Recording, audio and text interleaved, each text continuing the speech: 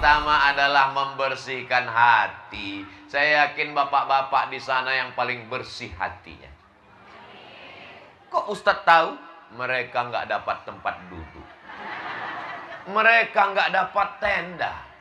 Tapi mereka tetap tersenyum di balik masker. Hati mereka bersih. Ibu-ibu juga bersih hatinya. Dia duduk di bawah jauh.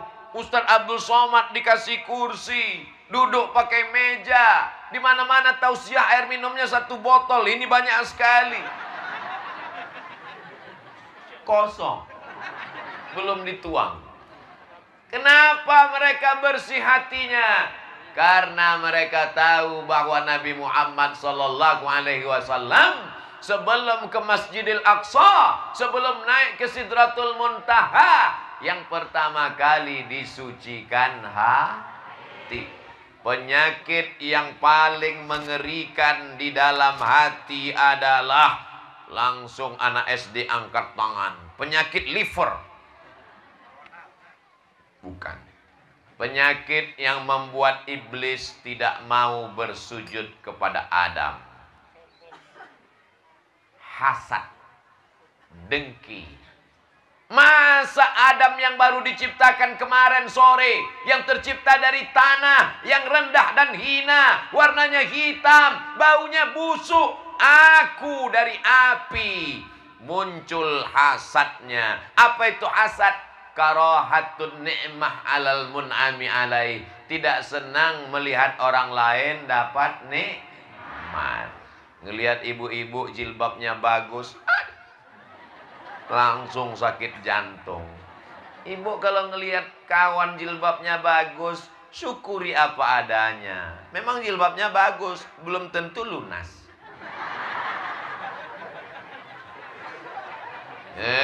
Ustadz Abdul Somad ngejek. Bukan di sini, di planet Mars. Di sini semuanya baik-baik insya Allah. Amin. Ngelihat tetangga kita pulang kampung saat bulan Ramadan, seminggu menjelang Idul Fitri, bawa mobil, langsung sakit jantung. Jangan, bisa jadi rental. Dari klaksonnya sudah ketahuan. Kredit. Pergi kondangan, ngelihat teman, pulang dari kondangan, langsung jantung sakit. Suami yang sangat sayang pada istri, buah hati belayan jiwa. Mama jangan tinggalkan papa.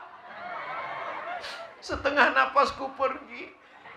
Langsung dia pergi ke puskesmas. Ibu dokter puskesmas pun membawa balon berwarna hitam yang tidak ada dalam lagu balonku ada 5. Rupa-rupa warnanya, merah, kuning, kelabu, hijau, dan biru. Nggak ada balon hitam. Yang ada balon hitam cuman di puskesmas. Akhirnya dipasang balon hitam. Waduh, ini tekanan darahnya 180/170. Jangan jauh-jauh keluar rumah ya, Bu. Kenapa jangan jauh-jauh? Susah ngurus jenazahnya. Darah tinggi kumat. Tadi ada makan soto kambing? Enggak. Sate kambing? Enggak. Gulai kambing? Enggak. Ternyata bukan salah kambing. Salah siapa? Waktu kondangan salah teman, gelangnya besar betul. Makanya kalau gelangnya besar, bajunya panjang, sembunyikan di dalam. Tapi sudah tersembunyi di dalam, tetap juga orang, jam berapa ya?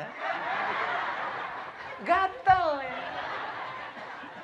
Dia nggak tahu, tidak semua orang senang melihat kesenangan kita. Betul? Kadang kita senang teman sakit. Tapi orang beriman tidak demikian. In tamsaskum hasanatun tasuhum. Kalau kamu dapat nikmat, mereka susah hati. Wa in tusibkum sayyi'atun yafrahu biha. Tapi kalau kamu dapat musibah, mereka senangnya bukan main. Itu sifat orang kafir. Tapi hari ini semuanya senang. dapat tenda yang terang benderang warnanya jreng. Ibu yang jilbabnya kebetulan sama dengan warna tenda, jangan sakit hati. Karena panitia tidak tahu. Tidak ada skenario. Semuanya baik, semuanya senang. Senang kenapa? Karena senang mengenang Nabi Muhammad sallallahu alaihi. Salatullah, salamullah ala taha rasulillah. Salatullah, salamullah ala yasin habibillah. Tawassalna bismillah wa bil hadi rasulillah wa kulli mujahidin lillah bi ahlil badri ya Allah. Salatullah, salamullah ala taha rasulillah. Salatullah, salamullah ala yasin habibillah. Jadi yang membuat iblis keluar dari sorga itu adalah karena hasad. Kita setiap selesai sholat subuh minta dibersihkan dari hasad. Ayatnya jelas, semua hafal. Wa min syarri hasidin. Ya Allah, bersihkan hatiku dari penyakit hasad ya Allah. Amin. Tidak senang melihat orang lain dapat nikmat. 50% hasad. Bagaimana melengkapkannya jadi 100%? Wa hubbu zawaliha. Ingin supaya nikmat orang itu hilang. Dari hasad maka muncullah hasud. Bu. Ya. Si Anu kabarnya beli mobil baru, muncul hasud. Iyalah, dia kan tuyulnya banyak.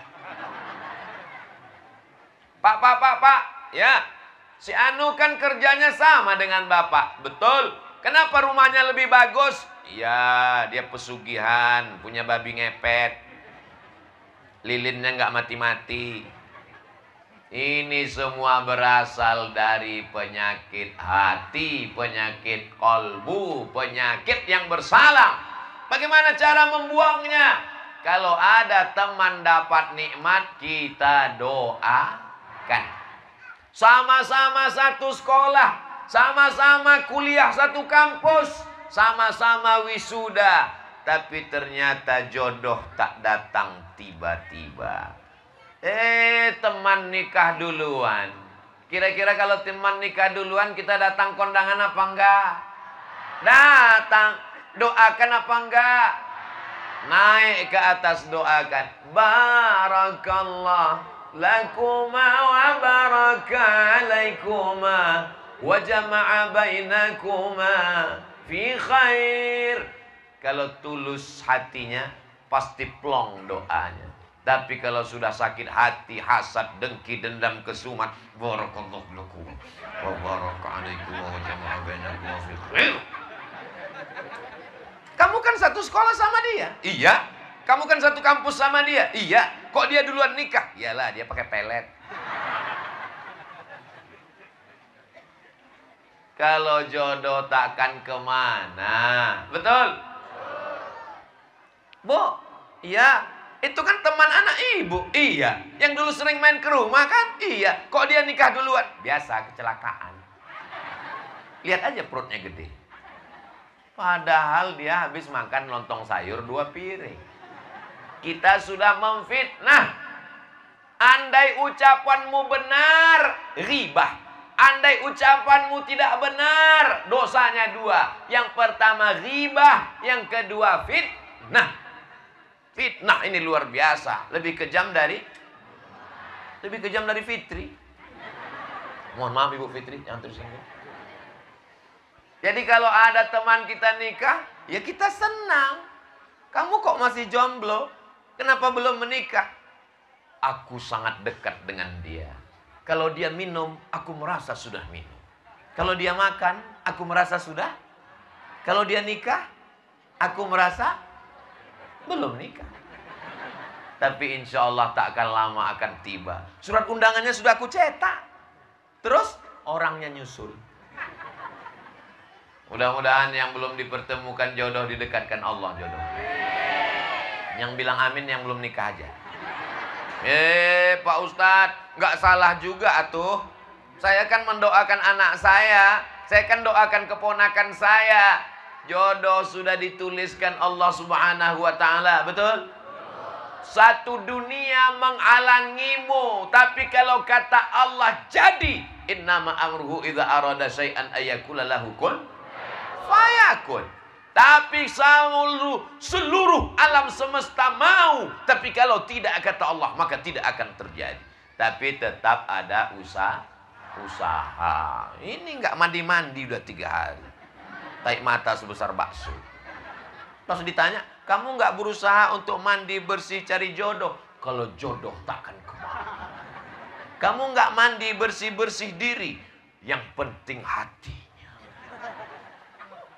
Kalau ada orang seperti ini, campakkan ke kolam ikan.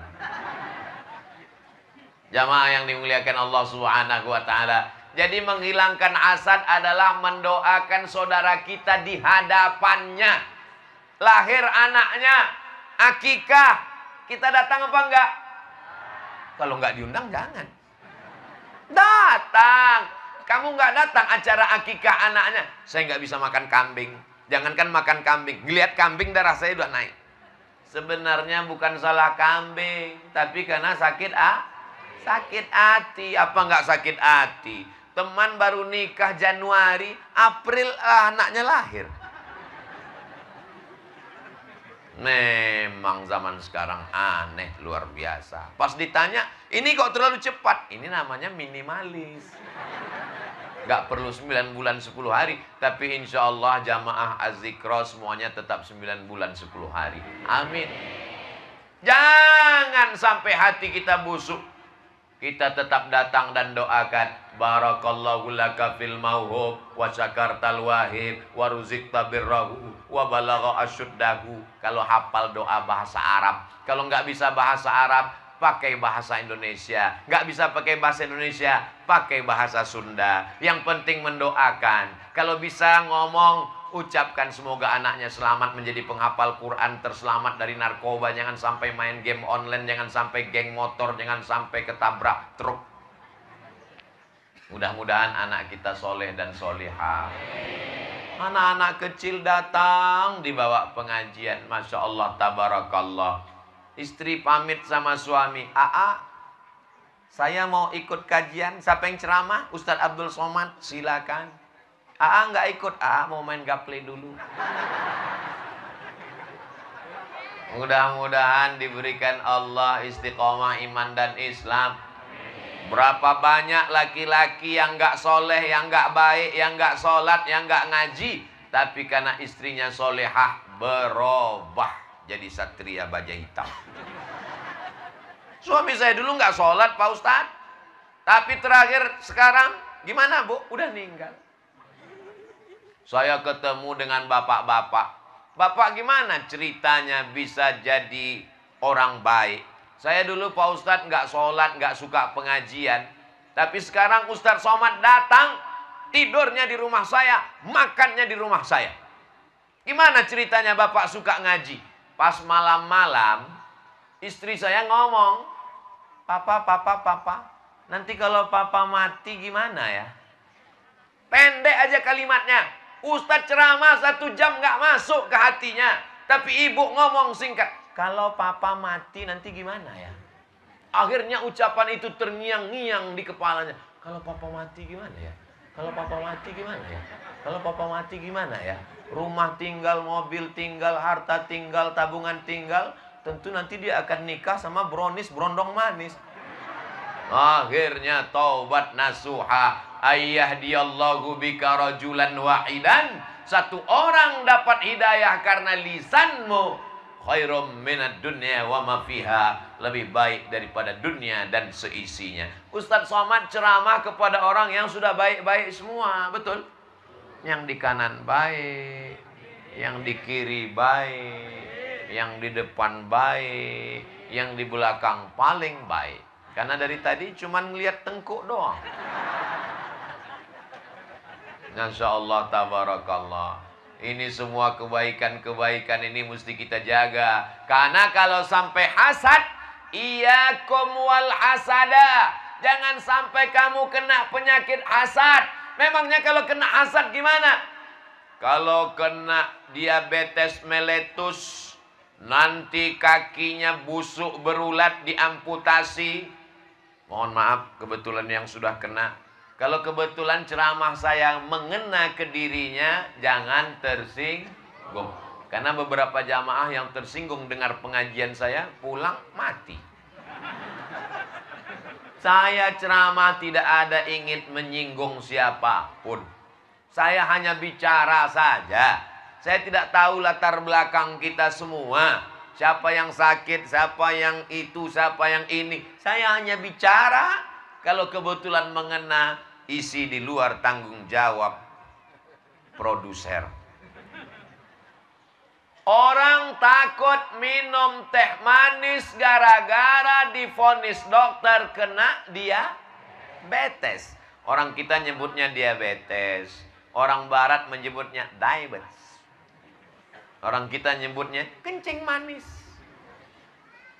Ibu minum teh? Enggak. Minum kopi manis haram. Minum susu manis enggak boleh. Kenapa? Karena takut divonis dokter kena diabetes kencing manis. Sudah terbayang dia nanti darah ini membeku. Kalau mau tahu bagaimana darah membeku, ambil gula, masukkan ke kuali, letakkan di atas kompor, panaskan kompornya, gula mendidih. Setelah gula mendidih, dingin, maka sendok yang di atas tarik ke atas, lengket, membeku. Begitulah darah membeku kalau terlalu banyak gula. Makanya orang di Jawa Barat minum teh tidak pakai. Ustadz Somad tahu kenapa di Jawa Barat minum teh nggak pakai gula. Kenapa? Karena orang Jawa Barat manis-manis. Ada yang ngasih tahu saya begitu.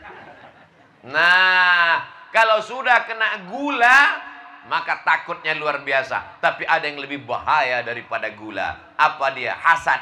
Iyyakum wal hasada. Takutlah kamu kena penyakit hasad. Kenapa? Fa innal hasada, karena hasad yakulul hasanat, memakan semua amal-amal kebaikanmu. Kama ta'kulun narul hatab, sebagaimana api memakan kayu bakar.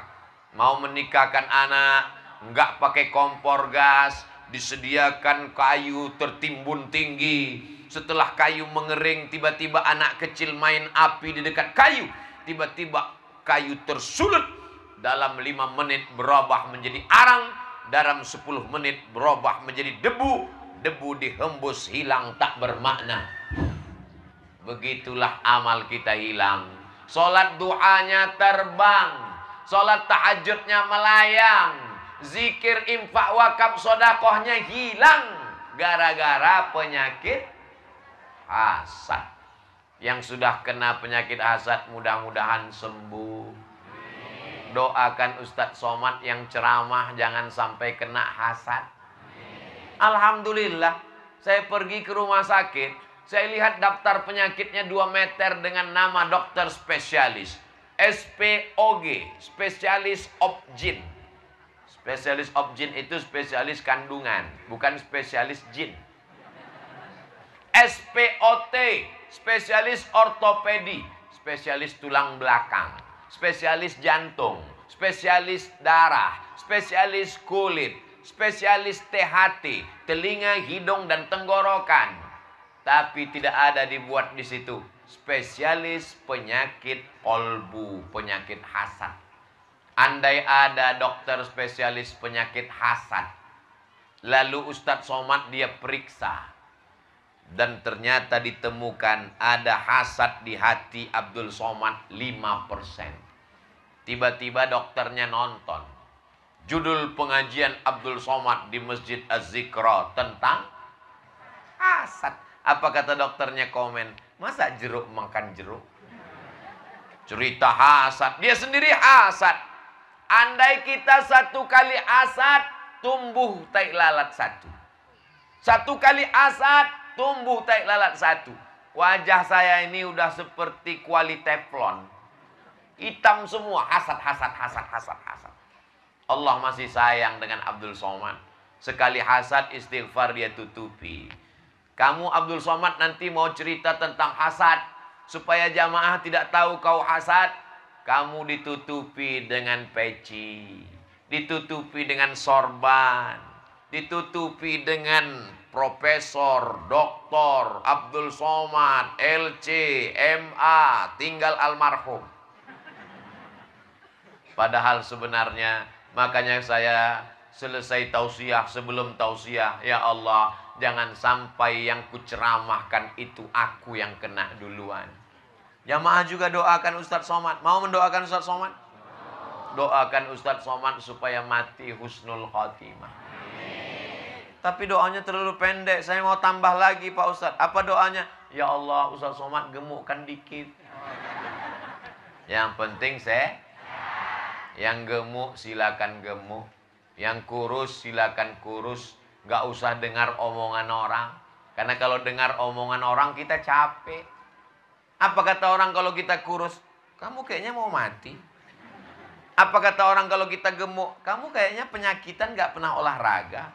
Capek kita. Dunia ini simple. Dunia ini sederhana. Yang berat itu mikiran omongan orang. Betul? Anjing menggonggong kapilah berlalu. Tapi berat saya Pak Ustadz udah berat sekali. Justru yang berat itu yang masuk surga. فَأَمَّا مَنْ ثَقُلَتْ مَوَازِينُهُ فَهُوَ فِي عِيشَةٍ رَاضِيَةٍ. Siapa yang berat timbangannya, maka dialah yang hidupnya diridhai Allah. Itu dalil bagi yang gemuk. Bapak Ibu yang dimuliakan Allah SWT, mau gemuk, mau kurus, yang penting sholat dan ibadah. Karena semua akan diminta tanggung jawab di hadapan Allah SWT. Yang kurus jangan ngejek yang gemuk. Yang gemuk jangan ngejek yang kurus. Kebahagiaan itu adalah ketika yang kurus dan gemuk sama-sama bisa tertawa tanpa beban. Kalau kita sudah terlalu memikirkan dunia ini, maka habislah energi otak kita. Tak bisa memikirkan akhirat. Insya Allah kalau hatinya bersih, ngelihat tetangganya kurus, dia katakan bagus. Karena kalau kamu gemuk banyak penyakit. Dia lihat tetangganya gemuk, bagus. Karena kalau kamu kurus disangka kamu susah karena bertetangga dengan saya. Semuanya baik-baik saja.